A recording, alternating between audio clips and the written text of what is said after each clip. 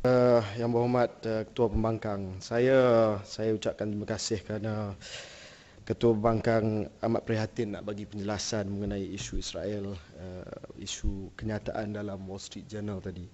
Dan ini saya nak bahas berdasarkan kepada fakta dan hujah yang konkret, ya.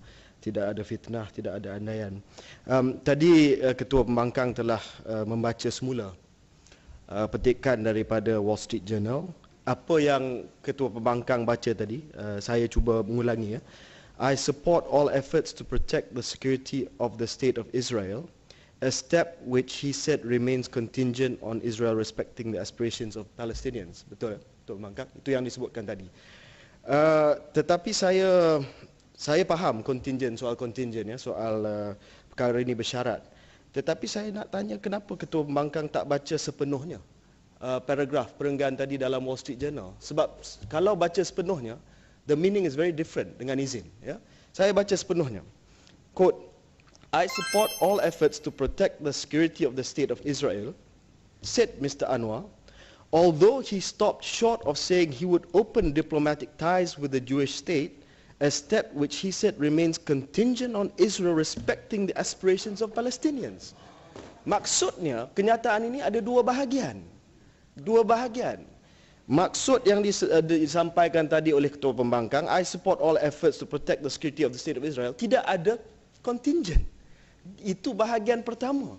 Yang ada contingent adalah untuk recognize the Jewish state, mengiktiraf kerajaan Israel dan negara Israel. Tetapi soal I support all efforts to protect the security of the state of Israel adalah blanket support. Sokongan mutlak yang tidak ada contingent, yang tidak ada syarat, yang diberi secara total kepada kerajaan Israel. Saya nak habis, ya. Saya nak habis. Ini perbahasan, ini debat. Tadi Ketua Pembangkang telah memuji falsafah debat, nak cakap soal debat, nak debat dengan Perdana Menteri. Ini kena sikit dengan Ketua Pemuda dah tak tahan. Duduk. Saya minta duduk. Ini debat. Dulu Ketua Pemuda, sekarang Ketua Pemuda mau cakap pasal Israel ni, Datuk Seri. Yang berhormat, ya. Jadi saya nak cakap, ya, perbezaan yang disebut oleh Wisma Putra, yang disebut oleh Menteri Luar Negeri kita, taking into concern security considerations, jauh lebih beza. Yang berhormat Ketua Pembangkang dengan I support all efforts. I support all efforts, maksudnya apa? Maksudnya bila dibunuh dengan